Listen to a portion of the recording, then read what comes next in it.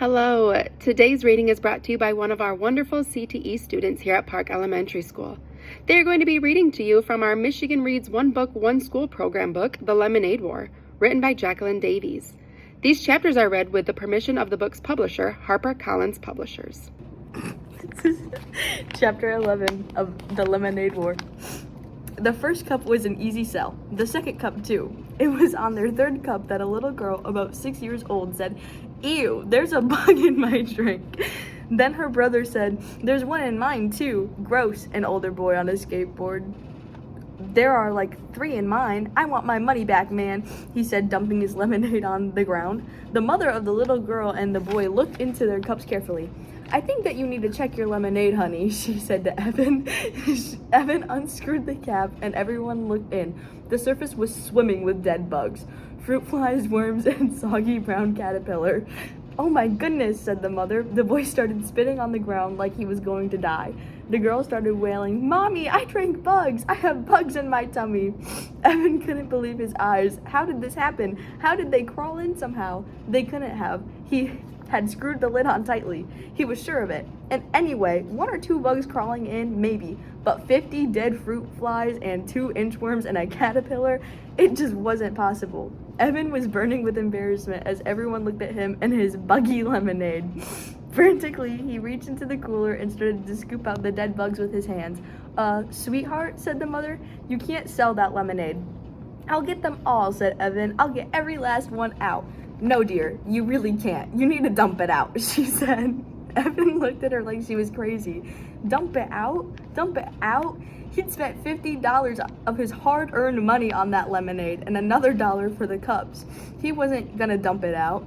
"I'll do it at home," he said. "No, you should do it here. I think I need to be sure it's all disposed of properly." Evan looked at her. He didn't know her, but he knew her type. Boy, did he know her type. She was the kind of mother who thought she was the mother of the whole world.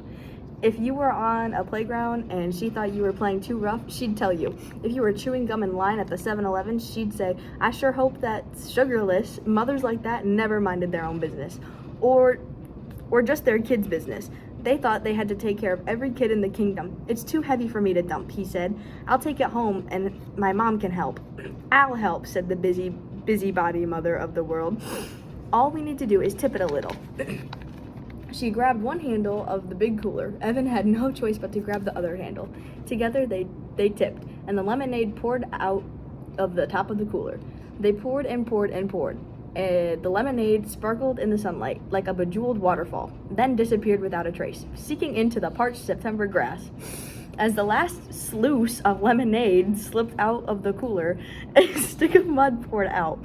"Oh my goodness," said the mother. Evan couldn't believe it. He couldn't believe how quickly his victory had turned into a defeat. It was just like the lemonade. It had disappeared into the grass, leaving nothing behind. A total loss. The mother smiled sympathetically as Evan returned her $2. The skateboard dude had already skated off with his refund. There was nothing to do but go home. Evan walked slowly, dragging the wagon with the empty cooler rattling inside. With every step he took, the wagon handle poked him in the rear end. Step, poke, step, poke. He felt like something was nudging him forward. "Evan, Mom wants to see you in her office right away." That had been weird. His mom had no idea what he meant. "I didn't call you. I didn't call anyone," she had said. "I'd been on the computer." "Evan, Mom wants to see you." He had been coming up the stairs. Jessie had been in the garage. She had looked anxious. "Right away," she had said. Evan stopped walking. He stared at the empty cooler. Then he started to run. The wagon bounced crazily along the uneven sidewalk. Twice it tipped over. What did it matter, thought Evan angrily. There's no lemonade to spill. By the time he got home, he had it all figured out. Are you kidding me? By the time he got home, he'd had it all figured out. He looked in the kitchen trash and found the 3 Ziploc bags inside out and sticky with lemonade. He shook the fruit bowl and noticed how few fruit flies took to the air. If he'd had the right materials, he would have dusted the cooler for fingerprints, but there was really no need for that. He knew what he would have found. Jessie was all over this one. "That rat, that lousy rat of a sister," he shouted. He went back to the garage and kicked the wagon. He knocked the cooler to the floor. He tore up his lemonade on wheels sign into a dozen pieces. He was going to lose. She had $100, he was sure of it, and he had just 62 left. Tonight, before the fireworks, when they counted their money, she would be the winner and he would be the loser. Winner takes all, loser gets nothing. It was so unfair. Evan stomped upstairs to his room. He slammed the door so hard it bounced open again. When he went to close it, he was staring across the hallway straight into Jessie's room. He could see her neatly made bed covered in cush pillows and the poster of Bar Harbor from their trip to Maine this summer. Her night table with Charlotte's Web at the ready. Evan crossed the hall, then paused at Jessie's door. There was the rule about not entering. Well, she'd broken the rules first. Even though there wasn't really a rule about fruit flies and lemonade, it was clearly a dirty trick. Evan walked in and went straight to Jessie's desk drawer. There was the fake pack of gum. Inside, the key. Did she really think he didn't know where she hid it? He'd seen her slip the key inside the box when he was passing by on his way to the bathroom. Jessie was smart, but she wasn't very smooth. He'd known for months where the key was hidden. He just hadn't bothered to use it. Until now. It took him a while to find the lockbox. He checked the bureau drawers first and then under Jessie's bed. But finally he found it hidden in her closet. Again, not very smooth. Evan carried the key and the lockbox back to his room and sat on the bed. He put the key in the lock and opened the top. Then, the moment of truth, he lifted out the plastic change tray.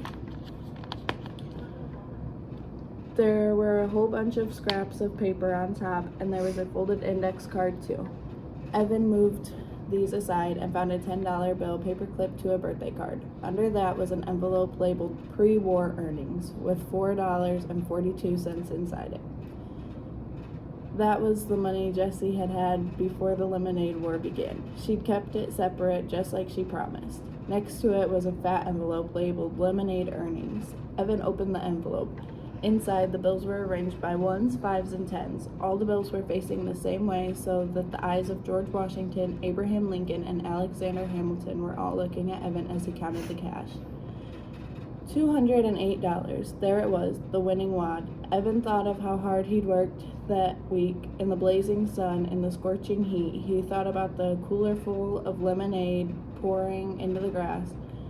He thought about handing over his $62.11 to Jessie and how she'd smile and laugh and tell everyone that she had won the lemonade war. The guys would all shake their heads. What a loser. Megan would turn away. What a stupid jerk. Evan slammed the lid of the box shut. He stuffed the envelope in his shorts pocket. He was not going to let it happen. He wasn't planning to keep the money, not for good, but he wasn't going to let her have it tonight. When it came time to show their earnings, he'd have $62.11 and she'd have nothing. He'd give her that money back tomorrow or maybe the day after that, but not tonight. He suddenly felt a desperate need to get out of the house as fast as he could. He shoved the lock back into Jessie's closet and the key back into the fake pack of gum. "Hey, Mom," he shouted, not even waiting for her to answer back. "I'm going to the school to see if there's a game, 'kay?"